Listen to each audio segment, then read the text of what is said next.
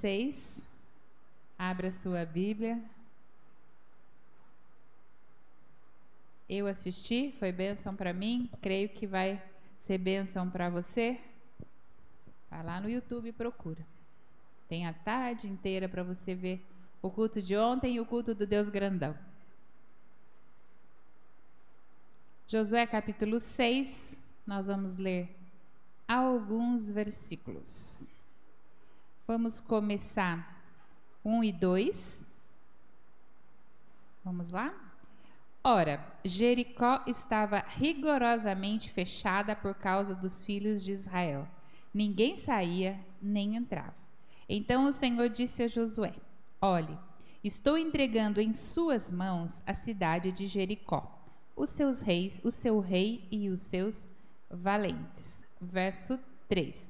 Vocês, todos os homens de guerra, devem rodear a cidade, marchando ao redor dela uma vez. Façam isso durante 6 dias. Verso 5. Quando eles tocarem longamente a trombeta de chifre de carneiro e vocês ouvirem o som dela, todo o povo gritará bem alto, a muralha da cidade cairá e o povo subirá nela, cada qual em frente de si. Amém?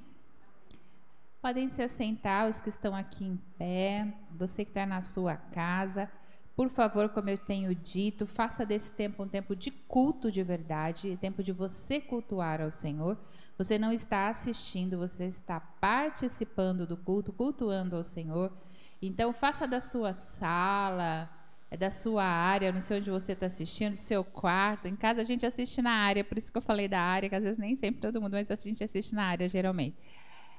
No seu quarto, faça desse local um local de culto agora, como se você estivesse na igreja, no banco da igreja, que você estivesse participando.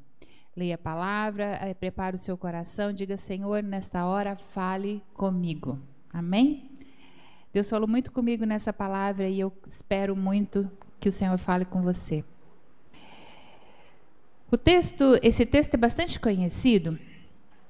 E eu quero fazer um paralelo com o tempo que nós estamos vivendo. Hoje é dia 14, de março.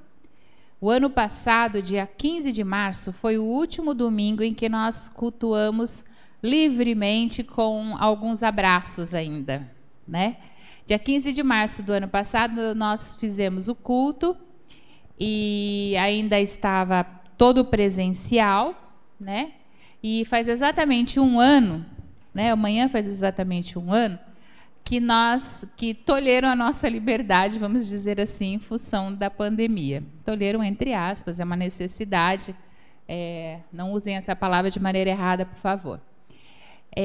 Então, às vezes a gente achou, naquele dia, que ia ser por um mês. Eu creio que não foi só eu que pensei isso. Daqui um mês está tudo resolvido e a gente está aqui de volta. E é só um mês e rapidinho. Depois a gente achou que eram uns 2 ou 3 meses. Depois a gente pensou, setembro, outubro no máximo, está tudo certo e nós estamos de volta ao normal. A gente já sabe que não existe mais de volta ao normal, nós já saímos do normal, talvez não voltemos ao normal que nós conhecíamos, porque nós mudamos em muitas coisas nesse tempo. E agora, já foi um ano. E a gente pensou assim, bom, a gente foi criando expectativas, eu creio que no meu coração e no seu. Assim que descobrirem a vacina, resolveu tudo.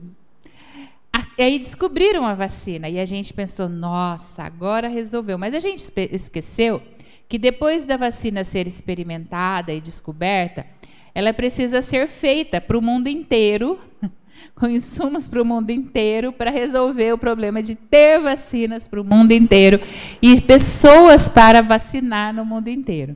Não é realidade em todo o país. No Brasil tem uma alegria que talvez nem todos saibam. Nós temos uma organização, que é as UBSs e os UPAs, que não existem em praticamente nenhum país do mundo. Então, quando se fala em vacina no Brasil, você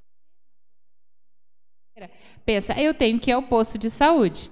Porque isso para nós é comum. Quando o nosso bebê nasce ou quando a gente era criança, a mãe da gente levava a gente no posto e a gente tomava vacina. Quando meus filhos nasceram, eu levava meus filhos no posto e eles tomavam vacina. Isso para nós é uma coisa comum que para nós acontecia no mundo inteiro. Não é realidade. Nos Estados Unidos, por exemplo, eles estão vacinando nos pedágios, quando as pessoas param, porque eles não têm um espaço organizado para isso. Eles estão tendo que organizar espaços para a vacinação.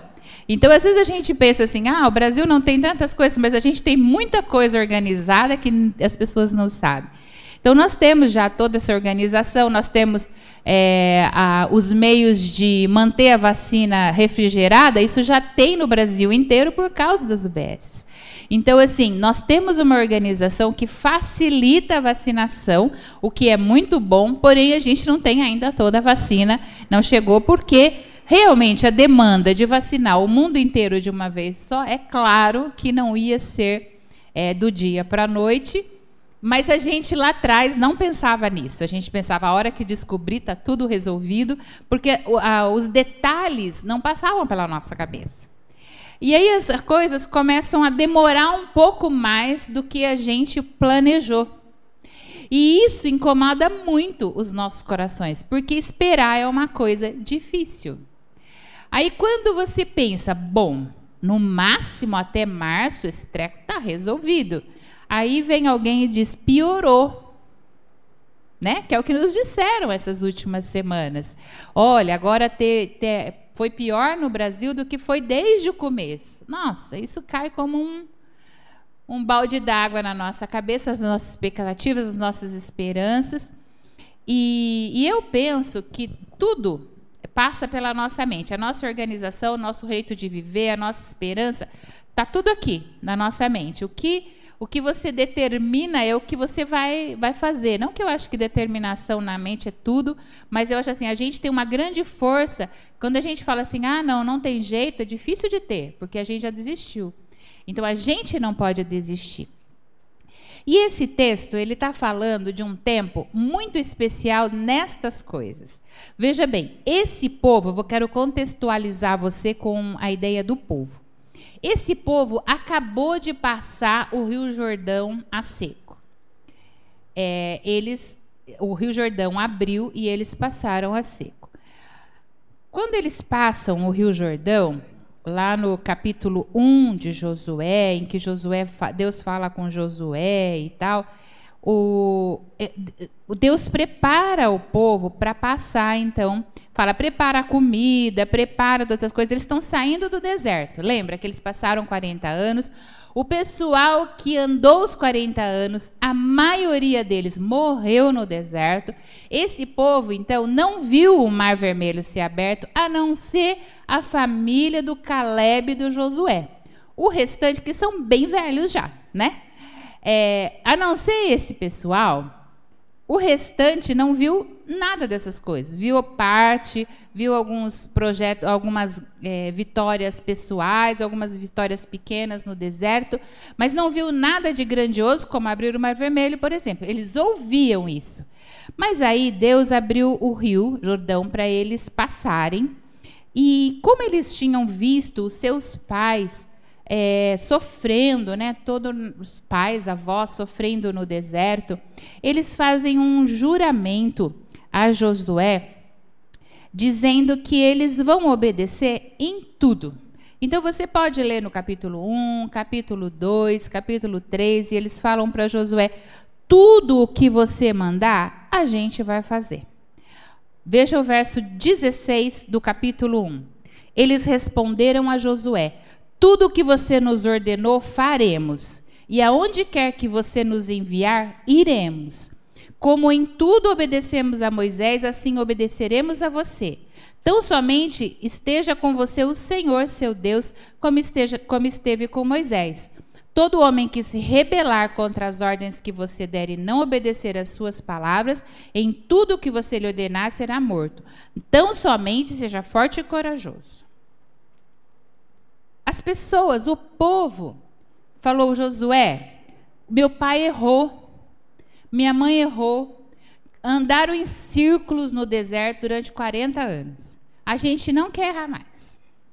Então, assim, eles erraram, meu pai errou, meu avô errou, meu tio errou, meu primo errou, sei lá, minha família inteira errou. Eu não quero errar mais. E nós estamos dizendo, tudo que você falar, nós vamos obedecer. Porque o meu pai não obedeceu Moisés e aconteceu isso, aconteceu aquilo no deserto, aconteceu aquilo, e eles ficaram andando naquele calor 40 anos, sendo que podia ter resolvido isso em 8 dias. Tudo isso a gente sabe. Então, nós estamos dizendo, tudo que você falar, nós vamos fazer.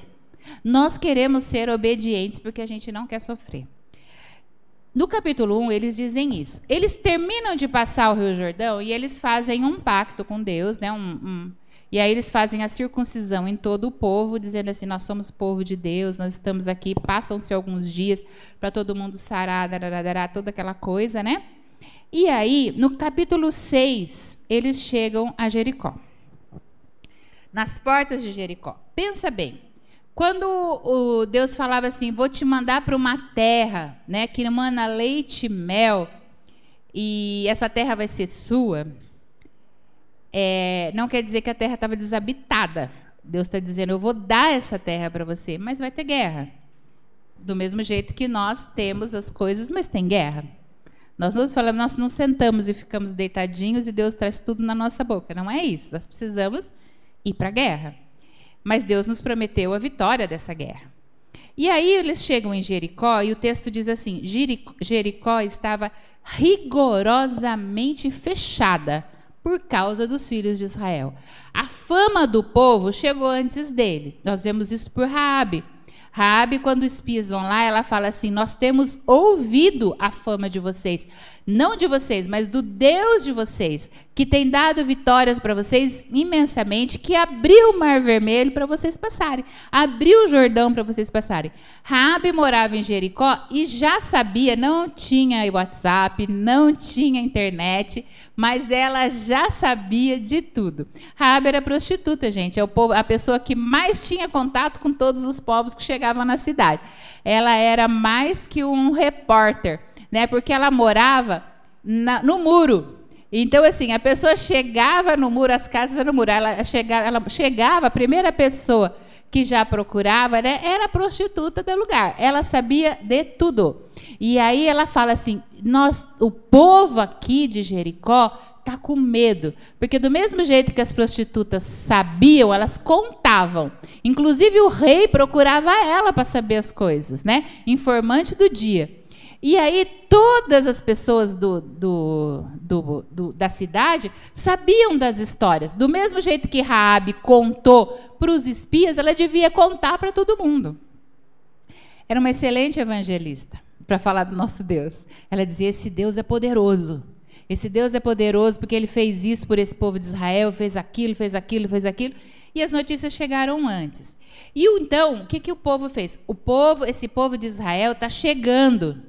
Esse povo hebreu está chegando, eles vêm lutar contra a gente. Então, eles fecharam a cidade rigorosamente, diz o texto. Portões lacrados, guardaram comida, fecharam todas as portas, fecharam tudo e falaram, a gente vai ficar aqui dentro, porque o povo está aí às nossas portas e eles podem nos vencer. Então, o texto acaba dizendo assim, estava rigorosamente fechada. Ninguém saía, ninguém entrava. Então, assim, se a gente abrir um pouquinho, pode alguém entrar. Então, assim, com medo de alguém entrar, estava rigorosamente fechado. E Deus disse para Josué, então, no verso 2, eu estou entregando em suas mãos a cidade de Jericó, o seu rei, os seus valentes. Como é que você entrega? E aí eu penso assim, lá vem a pergunta, né, que o Gibi falou tanto ontem, que às vezes você pergunta, como que isso vai acontecer? A cidade está rigorosamente fechada. E Deus diz para Josué, vou entregar o rei, a cidade, os valentes, vou entregar tudo na sua mão. Mas a cidade está rigorosamente fechada. Josué não pergunta nada, se pergunta a gente não ficou sabendo, ninguém contou para nós. Mas Deus continua dizendo, vocês vão rodear a cidade. Marcha durante 6 dias, você dá uma volta só em volta da cidade. Eu penso que a cidade não devia ter uma extensão muito grande, porque no 7º dia eles dão 6 voltas.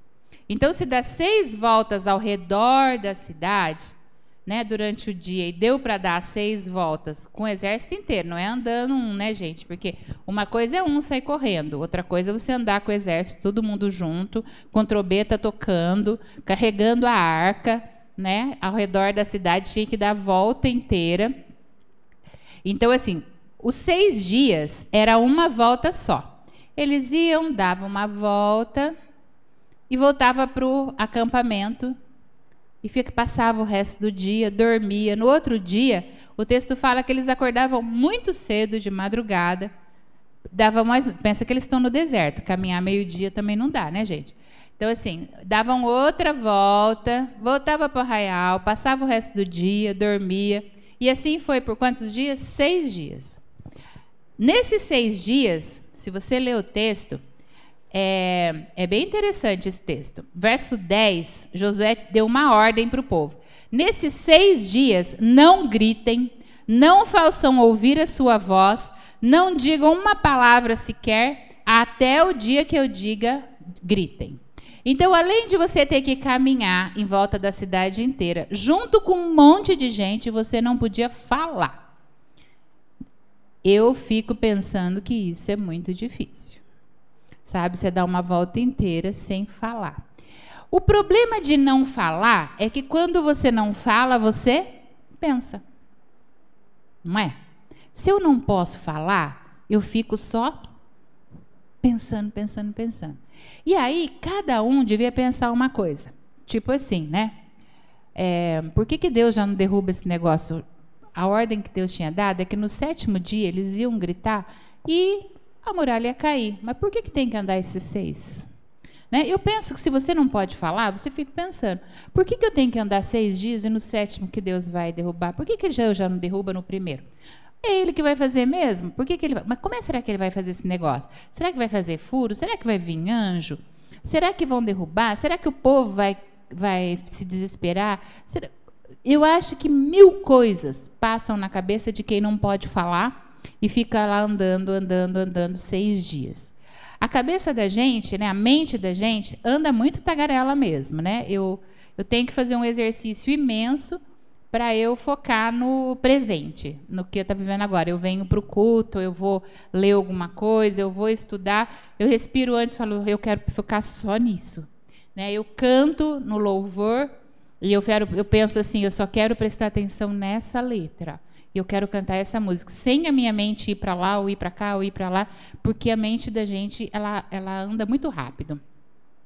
E nesse tempo, eles tinham que ficar andando, sem conversar, e a mente tagarelando, né? E eu fico pensando quantas dúvidas e quantas coisas eles diziam para Deus.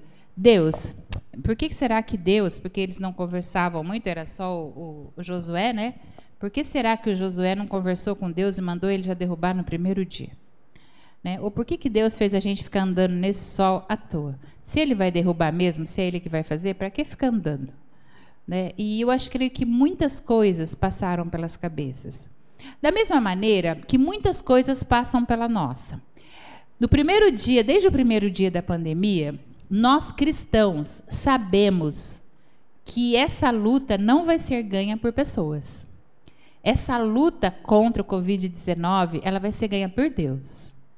Coisas vão ser feitas, mas se Deus não estender a mão dele para resolver isso, cada dia acontece uma coisa diferente, não é assim? O homem fala, agora resolveu assim, aparece um novo não sei o quê. Agora aconteceu não sei o quê, mas acontece isso aqui. Por quê? Porque quem vai dar essa vitória para nós é o Senhor. Nós sabemos disso. Nós somos aqueles que ouviram a voz lá do Josué e disseram, tem que andar 6 dias, no 7º você vai dar 7 voltas, depois do grito a muralha cai. Só que nós estamos no meio dessa caminhada, certo? Todos nós sabemos. Só que nós não sabemos qual é esse 7º dia que Deus vai realmente derrubar essa muralha. Nós não sabemos qual é esse 7º dia. E nós estamos andando. E na nossa cabeça, a nossa cabeça está assim, mas por que é que Deus não resolveu esse negócio ainda? Já não podia estar tudo certo? E aí, em vez de nós clamarmos ou nos rendermos ao Senhor, a gente fica conjecturando e fica reclamando, né? Porque aí, assim, alguém tomou uma decisão errada, um líder aqui, outro líder ali, outro líder lá, é o presidente, é o governador, é o prefeito, é o secretário da saúde, é tanta gente tentando fazer alguma coisa. Mas, de verdade, o que eu tenho pensado é que eles são pessoas humanas como eu e você, que foram colocadas em cargos de liderança e que nunca passaram por uma pandemia como eu e você. E que, na realidade, ninguém sabe o que fazer. Por mais que você tenha dados, você não tem dados suficientes. Por mais que você diz que conheça, ninguém conhece esse Covid-19 direito ainda. Por mais que você ache que sabe, no começo diziam para a gente, se pegar uma vez, não pega mais. Agora já teve gente que pegou 2 até 3. Diziam, criança não pega, agora criança já morreu de Covid. Ah, é só idoso com comorbidade, agora tem jovem. Todo dia muda alguma coisa. Por quê? Porque nós não conhecemos essa realidade. E ninguém conhece. Então, não é hora de julgar ninguém que está tomando decisões, porque é muito difícil tomar decisões sem dados. Nós não temos todos os dados, e é difícil tomar decisões sem dados. O povo de Israel caminhava, então, ao redor da cidade. A ordem de Deus era, eu vou entregar Jericó nas suas mãos. Eu creio que essa cura vai vir, porque Deus já determinou isso.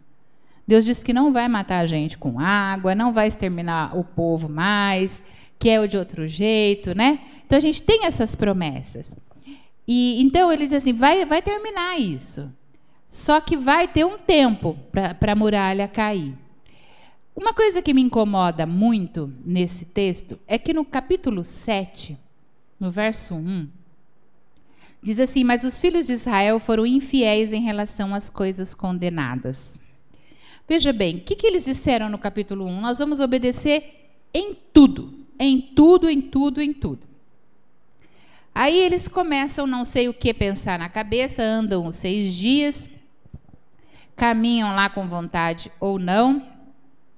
Eles venceram essa guerra, a gente sabe que o muro caiu sem nenhuma ação manual deles, que foi só um grito. Eu nunca ouvi falar que grito derruba muralha, principalmente que era uma muralha que a gente sabe que era muito larga, muito grossa, e que passavam em cima dela, tipo 6 carroças, dava para encarregar de largura. Então era uma muralha imensa, a muralha de Jericó era uma muralha famosa, por não ter ninguém conseguir passar por ela. Então a gente sabe que foi Deus mesmo. Como a Andréia falou no começo, a questão do leão, Daniel na cova dos leões, é um evento totalmente sobrenatural, né? Porque leão come gente, óbvio, vive de carne, de qualquer coisa, de bicho ou de gente, ele quer carne. É um bicho extremamente pesado e ágil, e que poderia exterminar, e não era um leão também, né? A gente sabe disso, é leões. A gente sabe que eles poderiam ter terminado com Daniel em segundos, né? E Daniel ficou a noite toda lá. Então a gente sabe que não tem a mão de Daniel nisso. Tem a mão dos anjos que o Senhor colocou ali para proteger Daniel. É um evento totalmente sobrenatural. E eu creio que nós precisamos entender que nós vamos derrubar essa muralha, Deus vai derrubar essa muralha, mas quem vai fazer é o Senhor. E nós precisamos nos manter firmes nessa promessa de Deus, que quem vai dar saúde para nós, quem vai resolver essa situação, quem vai sarar a nossa nação, quem vai sarar o nosso mundo é o Senhor. E não deixar a nossa mente ficar andando de um lado para o outro, seguindo informações, circunstâncias ou coisas que estão a acontecer. O nosso pensamento, então, a gente fica muito imaginando coisas que não deveria, né? E é difícil mesmo. A sugestão do cenáculo para hoje, eu achei bem interessante, é que durante o dia de hoje nós não olhássemos nenhuma notícia. Não que a gente não possa ver notícias, mas que um dia, esse domingo que é hoje, a gente se mantivesse focado na palavra do Senhor e na oração, sem ouvir notícias. No Facebook, na TV, se você vê que é notícia, pula isso, deixa passar, eu não vou ver hoje. Hoje o meu dia vai ser dedicado a ouvir só o Senhor. Então, assim, viu uma notícia no notebook, no celular, no Facebook, no Instagram, sobre o Covid-19, sobre essa situação? Vira a tela. Eu não vou ver hoje. Hoje eu vou dedicar a ouvir somente o Senhor. A ver as coisas a respeito só do Senhor. É um exercício que a gente precisa fazer. A gente sabe que Deus pode fazer. Deus já fez na minha vida e na sua vida. A gente teve algumas vitórias grandes na nossa vida, especialmente. Mas, de verdade, nós não vimos ainda uma vitória de Deus a nível mundial. Que era para o povo inteiro, assim. Sabe, aquela coisa de Mar Vermelho? A gente não viu. E agora a gente vai ver. Agora a gente vai ver. Então, a gente está prestes a ver um grande milagre. Porque nós vimos vitórias na nossa vida pessoal, vimos vitórias do nosso país, mas agora a guerra é mundial. E é um inimigo invisível. E nós vamos ver a ação de Deus verdadeiramente do mesmo jeito que o povo viu lá atrás. É hora de nós crermos, porque assim, gente, pensa no privilégio que essa nossa geração teve. É o mesmo privilégio que o povo que passou o Mar Vermelho teve. Quem é que viu passar o Mar Vermelho? Eu fico de vez em quando morrendo, eu falava assim, eu queria ter passado. Eu queria, sabe? Passar naquele treco seco assim, no pezinho, chão sequinho, e olhar aqui aquele mar cheio de peixinho andando para cá, peixinho andando para lá, aquela altura de mar, e eu andando no meio. Ai, gente, eu ia achar o máximo. Eu falava, meu Deus, fez isso, e vamos cantar. E vamos louvar e vamos gritar. Tudo de bom isso. Eu tinha vontade de ter passado pelo Mar Vermelho. Eu leio esse texto e fico pensando assim, eu não queria ser escravo no Egito, mas passar o Mar Vermelho eu bem queria, viu? Tudo bem que a gente não quer a parte de trás, mas a gente quer passar no Mar Vermelho. Quem sabe eu fosse criança, né, e passasse no Mar Vermelho pulando, não tinha sofrido no Egito, seria uma boa. A gente só quer as coisas boas, né? Mas eu queria ter tido essa oportunidade de passar o Mar Vermelho. Mas eu estou tendo uma oportunidade que outros não tiveram. Quantos aqui viveram uma pandemia? Só a Rainha Elizabeth. É a única. Aí tem também aquela mulher do Japão que vai levar a tocha olímpica, que tem 118 anos e já passou por 2 guerras e várias pandemias e tarará, tarará. Em julho ela vai levar a tocha olímpica ainda, a criatura, né, do Japão, firme e forte. Então tem mais uma no mundo que está aí, firme e forte, que já viu essas coisas para nos contar. Mas do restante do mundo inteiro, não tem muita gente que passou por isso. Nós vamos ter oportunidade de ver a mão de Deus fazer um grande milagre na nossa terra. E eu estou na expectativa disso. E eu estou louca para chegar esse 7º dia, e eu quero andar essas 7 vezes ao redor dessa muralha, e eu quero gritar como ninguém, né? Porque eu penso assim, depois de 6 dias caminhando sem poder falar, a hora que o Josué falou, agora você pode gritar, que essa muralha vai cair, eu penso que não ia ter voz que desse conta, a gente ia ficar rouquinho de tanto gritar. Porque, eu quero ver. E a hora que a muralha começou a cair, que eu penso que começou de cima para baixo, aquela confusão, e cair pedra, gente, que delícia de gritar. Acho que a gente queria gritar mais, gritar. É um grande avivamento, uma grande festa, um grande milagre. E tudo isso aconteceu porque existem promessas de Deus. Em Josué capítulo 1, no 2, 3 e 5 que a gente leu, diz, ninguém te poderá resistir todos os dias da tua vida, não te deixarei, não te desampararei, todo lugar que pisar a planta do vosso pé será santa, é seu. Deus deu essas promessas para o povo de Israel. E Deus cumpriu exatamente o que Deus falou, Ele fez. Olha, vocês vão andar 6 dias, vocês não vão conversar, mas no 7º dia vocês vão dar 7 voltas, e aí vai dar uma ordem para gritar, e vocês gritem com gosto, porque eu vou derrubar as muralhas. Não é o grito que derruba a muralha, não é a mão deles, porque eles nem estavam grudados na muralha. Quem derruba a muralha é o Senhor. E quem vai exterminar esse vírus é o Senhor. E nós, cristãos, vamos ver isso. Nós vamos ver isso. Mas nós precisamos nos render e acreditar de verdade, sem dúvida no nosso coração. Sabe, acreditar que Deus é dono desse negócio, que Deus ainda comanda o nosso mundo, que não é um vírus que comanda, que não é um líder mundial que comanda, quem comanda o nosso mundo ainda é o Senhor. Eu já ouvi tantas coisas durante a minha vida a respeito de não, daqui 10 anos nós não vamos ter água. Aí Deus começa a chover, não para nunca mais, né? Aí os reservatórios que disseram que não ia ter mais água, enche tanto que transborda. Porque quem ordena sobre isso é o Senhor. É o Senhor. É Ele que manda. É Ele que manda. E nós precisamos guardar isso no nosso coração. A palavra de Deus, ela nunca falha. Quando a Andréia falou, gente, abra a Bíblia para ler, é para você abrir a Bíblia para ler. Se é no celular, se é no papel, se é você risca tudo a Bíblia, como eu risco. Aqui na minha Bíblia está escrito, 6 dias rodei uma vez, no 7º dia 7 vezes, e a vitória veio. Eu escrevo, porque eu gosto de lembrar. Quero que está escrito do lado da Bíblia, porque toda vez que eu viro essa folha, eu falo, a vitória veio. A vitória veio. Do jeito que Deus falou, Ele fez. Do jeito que Deus falou, Ele fez. Deus disse, vou derrubar no 7º dia. E no 7º dia, capítulo 20, do verso 6. Gritou, pois, o povo, e os sacerdotes tocaram as trombetas, ruíram as muralhas, e o povo subiu à cidade e a tomaram.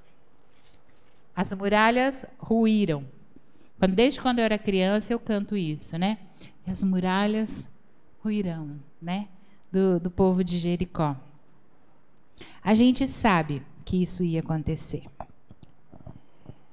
Mas no capítulo 7, como eu disse, no verso 1, disse que o povo, já no capítulo 1, no verso 1 do capítulo 7, eles tinham acabado de ver aquela muralha caindo, eles tinham voltado para o arraial, eles tinham trazido a Raabe, conforme tinham prometido.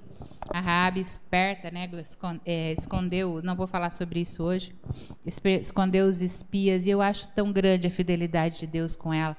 Quando Deus fala para Josué, olha, vai lá, pega a família da Raabe, pega a Raabe, a sua família, e tudo que ela possui, e tira de lá. Ela sai de lá com tudo intacto. As muralhas ruem, não sobra nada, eles queimam a cidade, inclusive, além de queimar, diz que não é para reconstruir Jericó, Jericó não é para ser reconstruída, existe uma maldição aqui que fala que quem for reconstruir a cidade vai ter problema com o filho e tal, não é para reconstruir, é uma cidade que é para ser exterminada, tem algum problema lá muito grande que Deus quer que seja exterminada, e não era para levar nada de lá. A única ordem que Deus dá a respeito disso, a respeito do entrar lá, é não carreguem nada de lá. As coisas, porque assim, se aquilo é amaldiçoado, se aquilo não é de Deus, por que você vai trazer para casa? Entenderam? Aquelas coisas que estavam em Jericó não eram para ser trazidas. Porque era uma cidade que Deus tinha amaldiçoado. E você pega a coisa amaldiçoada e leva para a sua casa. E o texto fala, era a única ordem de Deus, era não tragam nada de lá. Mas, ao mesmo tempo, a gente sabe que tem uma pessoa que traz. E aí cria um problema imenso para todo mundo. E lá no verso 7, então, está lá. Os filhos de Israel foram infiéis em relação às coisas condenadas. Porque Acã pegou para si parte das coisas condenadas. E a ira do Senhor se acendeu contra os filhos de Israel. Uma pessoa trouxe as coisas condenadas. A ira do Senhor se acendeu contra o povo todo. O povo todo tinha dito: vou obedecer.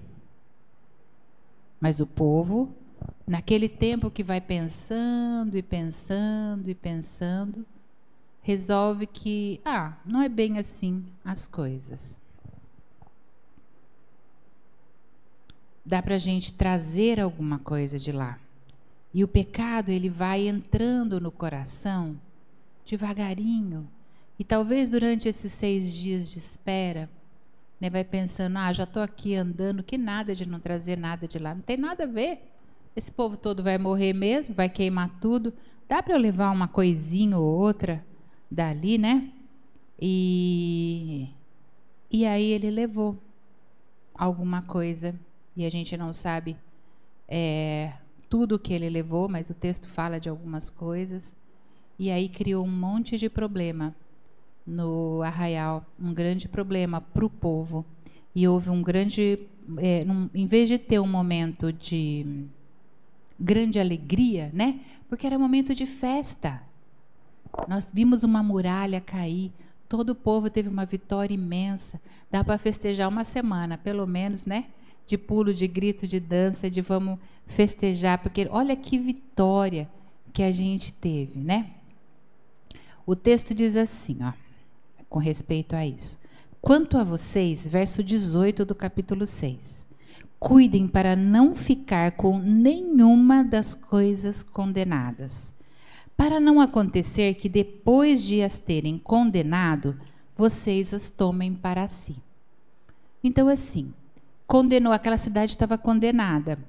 Deus disse que era para exterminar, e vocês condenaram a cidade. Vocês andaram ao redor dela para que ela fosse destruída. Mas, ao mesmo tempo, você traz coisa de lá para casa.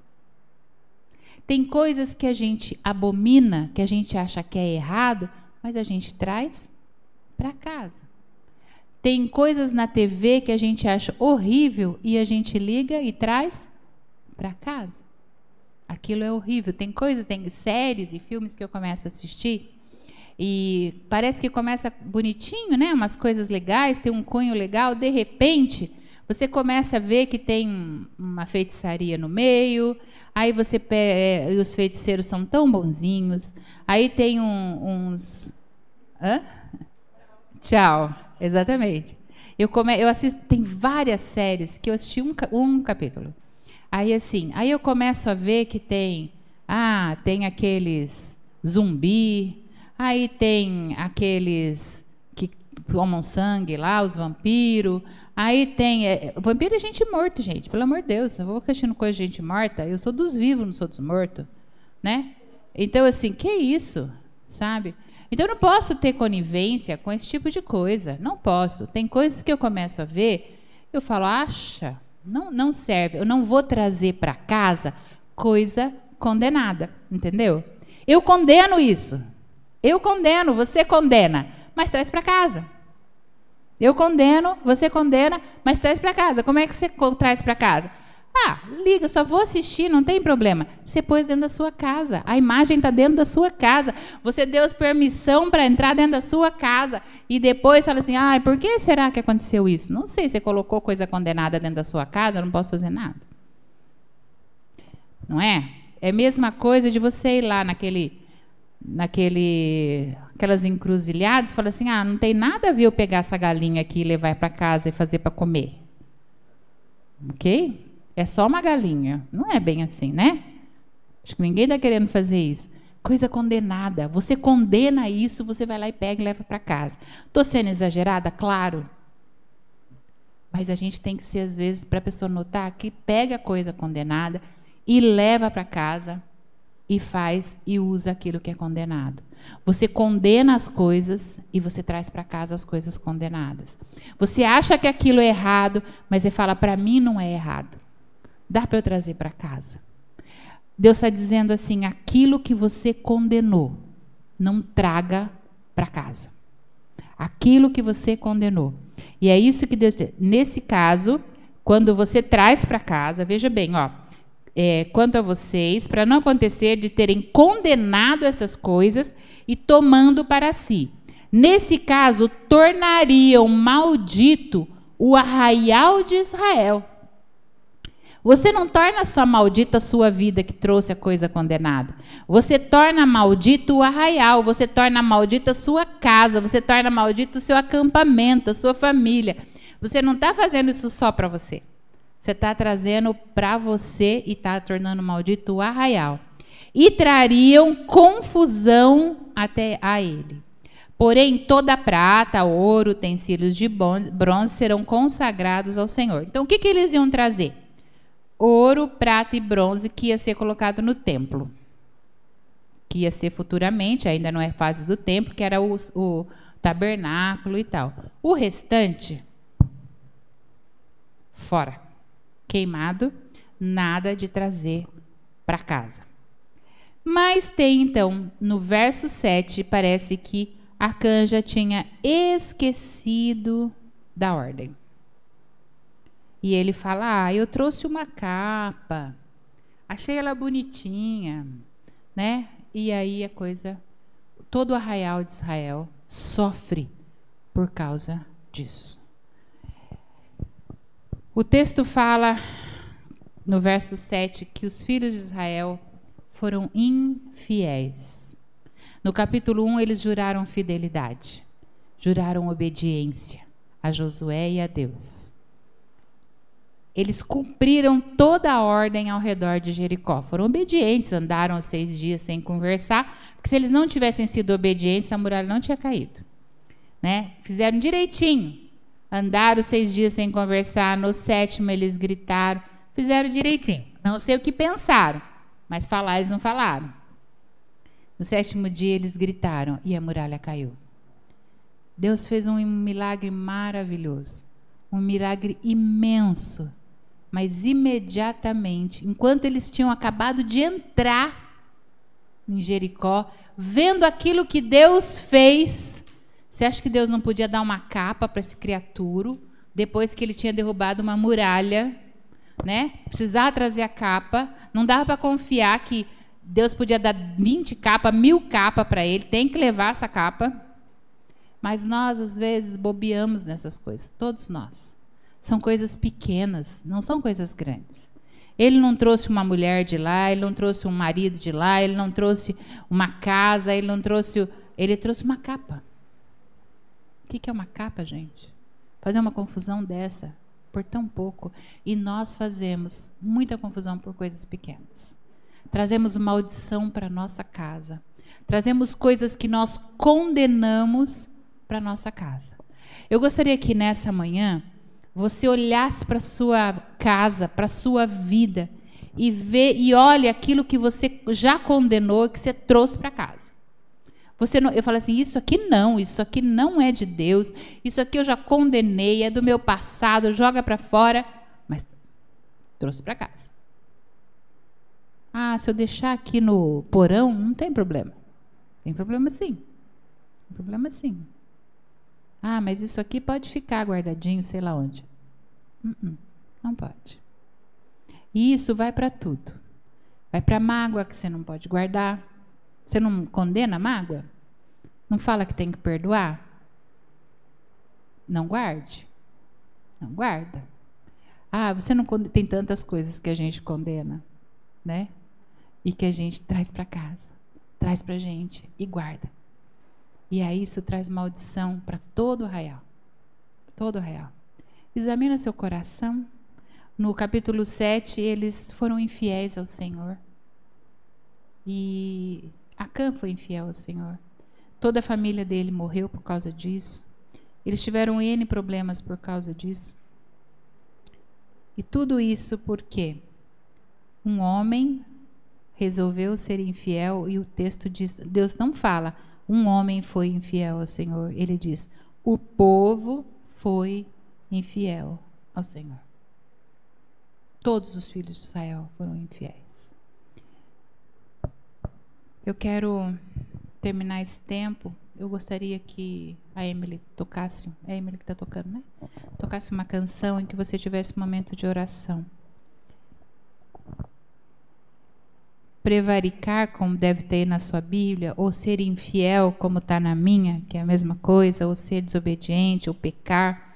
A palavra prevaricar, ela quer dizer pecando, pervertendo, fraquejando. Talvez a sua Bíblia esteja prevaricaram os filhos de Israel. E isso tudo quer dizer que eles pecaram, perverteram a ideia, fraquejaram. É um aviso muito severo para nós. Enquanto nós estamos esperando a vitória de Deus, que Deus derrube essa muralha em nome de Jesus, eu creio nisso, que Ele vai derrubar essa muralha, nós vamos ser tentados a colocar o nosso coração em outras coisas.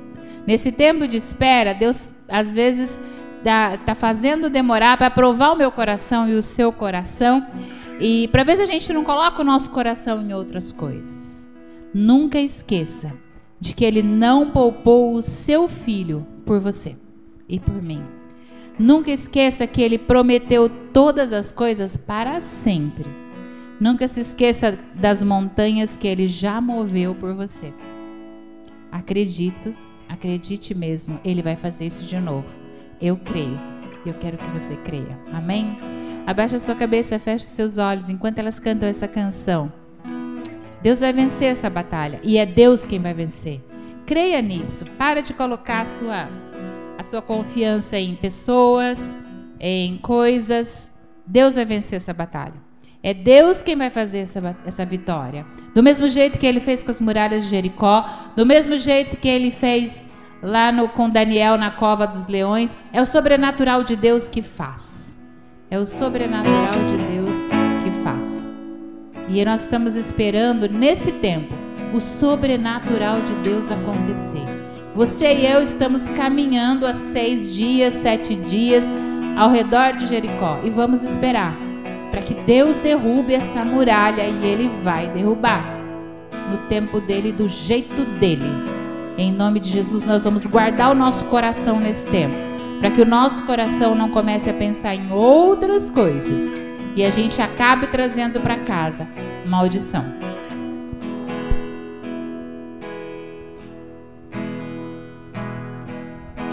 Te dou meu coração e tudo que há em mim. Te entrego meu viver por amor a ti, meu rei. Meus sonhos rendo a ti, os meus direitos dou. Orgulho vou trocar pela vida do Senhor.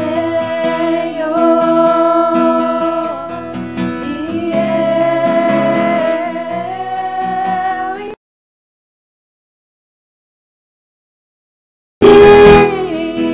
tudo a ti.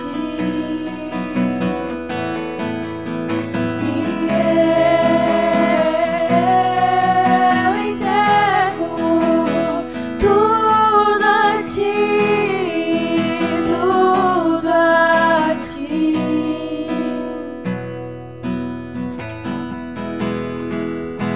Que eu canto essa canção de entrega a ti, Jesus, e o que o mundo dá eu deixo aos pés da cruz, por conhecer a ti, teu nome dá louvor, sentir tua alegria, partilhando tua dor. E eu entrego tudo a ti, tudo a ti. E eu entrego tudo a ti, tudo a ti. Meu irmão, minha irmã, nós nos sentimos hoje encurralados, como a Andréia disse no começo do culto, palavra tão bem falada no mesmo sentido que eu, sem tratarmos, na cova dos leões. Nós nos sentimos encurralados como o povo de Israel à porta do Mar Vermelho, exército atrás e mar na frente. Nos sentimos andando ao redor da muralha. O que Deus vai fazer com essa muralha? O que isso me diz é que nós estamos às portas de ver um grande milagre acontecer. E o meu coração cria expectativa, chega a bater forte, porque eu sou dessa geração que vou ver um grande milagre acontecer para o mundo inteiro de uma vez só.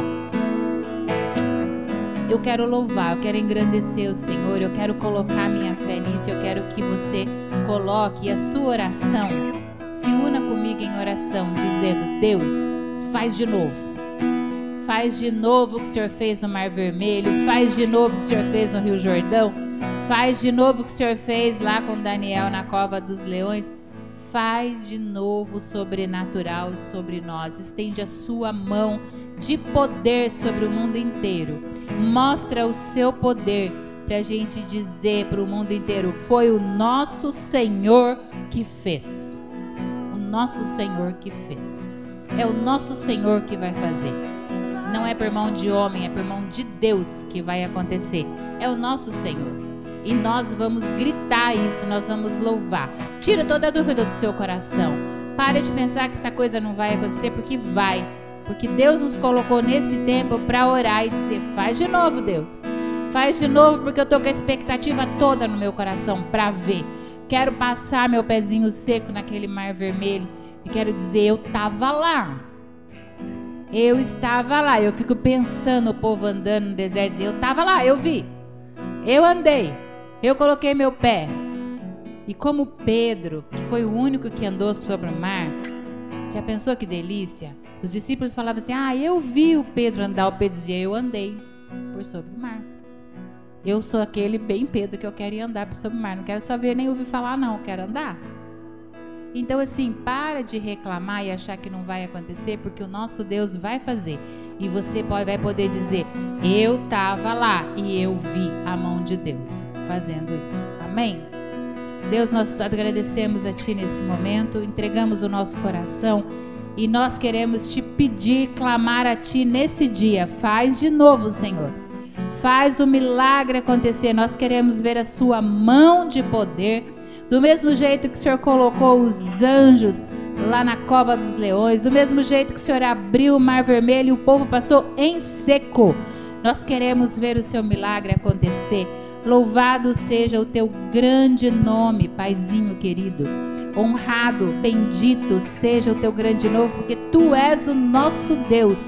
Tu não falha. Aquilo que o Senhor disse que faria, fez. E aquilo que o Senhor tem dito, o Senhor vai fazer. Porque o Senhor não é homem para mentir. E o Senhor tem nos salvado, tem nos cuidado e vai continuar. Eu creio na Sua palavra. Eu creio no Seu poder. Eu creio que Tu és o nosso Deus em qualquer tempo. Eu entrego a Ti a nossa cidade, a nossa nação, o nosso estado, o nosso mundo inteiro. A terra está entregue nas Tuas mãos para ver os Seus milagres. Nós estamos com os nossos olhos fitos em Ti, porque nós queremos ver e participar desse milagre. Louvado seja o Teu grande nome. Amém e amém. Que a graça e o amor de Deus Pai Todo-Poderoso, que o poder de Jesus, o nosso Senhor, e que a unção preciosa do Espírito Santo seja conosco, hoje e sempre. Deus de vitória, nós Te louvamos. Amém e amém.